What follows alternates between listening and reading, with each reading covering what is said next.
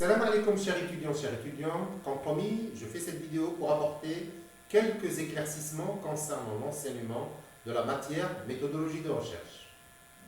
Alors cette dernière, elle concerne les prothésistes dentaires de santé publique, deuxième année, les préparateurs en pharmacie de santé publique, deuxième année, et les infirmiers de santé publique, deuxième année.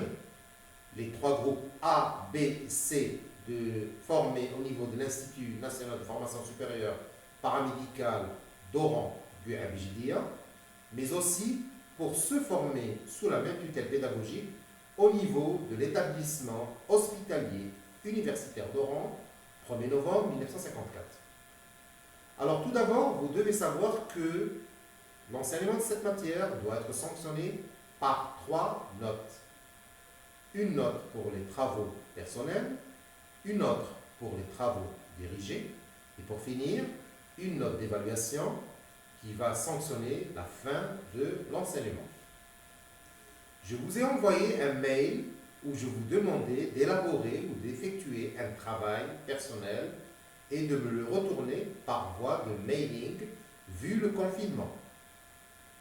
J'ai essayé d'expliquer le plus simplement possible, mais je vais reprendre ça avec vous à l'instant. Alors, concernant le travail que je vous ai demandé, premièrement, je vous ai demandé, comme première étape, de lire les 3 documents format PDF que je vous ai envoyés. Ces 3 documents, si vous avez déjà lu l'un d'eux, concernent la méthodologie de recherche. Donc, premièrement, vous faites ce qu'on appelle un travail de lecture. Le travail de lecture devra être accompagné d'un effort de compréhension. Le cas échéant, vous devrez vous aider du dictionnaire. La lecture va vous pousser, pour certains, à élargir votre champ lexical, d'apprendre de nouveaux mots, peut-être. La deuxième étape, je vous ai demandé ce qu'on appelle un travail d'analyse. Le travail d'analyse, en arabe, باللغة العربية, هو التحليل. Puis, de faire ce qu'on appelle un travail de synthèse. Le travail de synthèse, vous l'avez fait déjà en français, ce qu'on appelle le résumé. Donc, vous synthétisez 3 documents différents dans un même document que vous allez m'envoyer.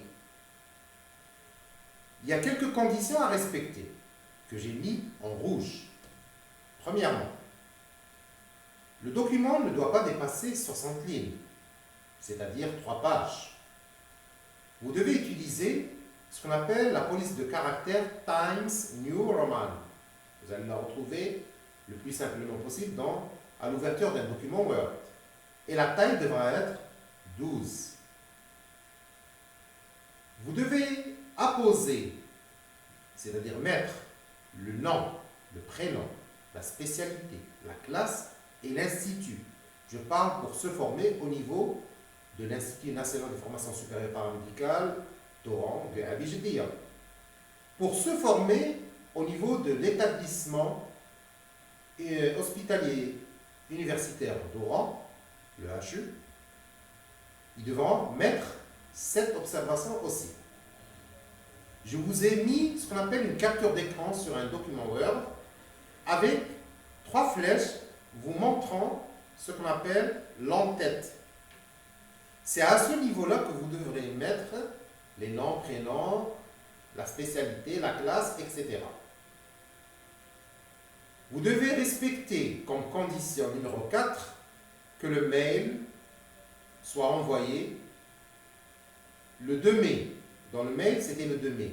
Mais je pense qu'on va aller jusqu'au 3 mai comme date butoir. Le 3 mai à 9 h,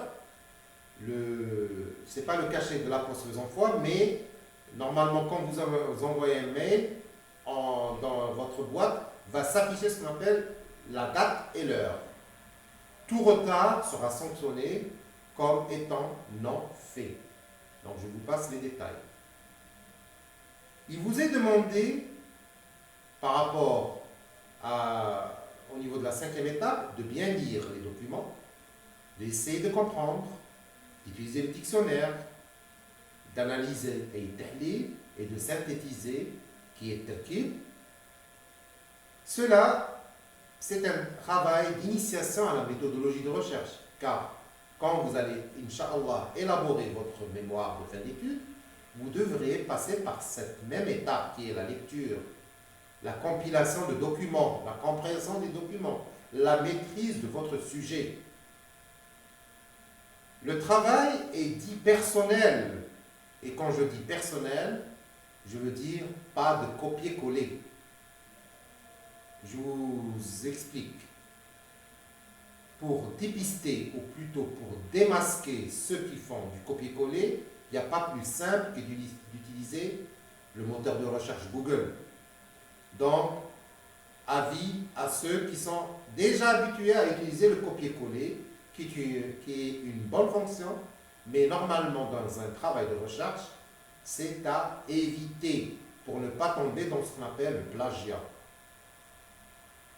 Alors, concernant le reste de l'enseignement, je vais faire d'autres vidéos pour vous expliquer la démarche d'élaboration du travail dirigé. Abonnez-vous si vous êtes nouveau et dites-le à vos camarades afin que le message passe le plus rapidement possible. Merci de votre attention.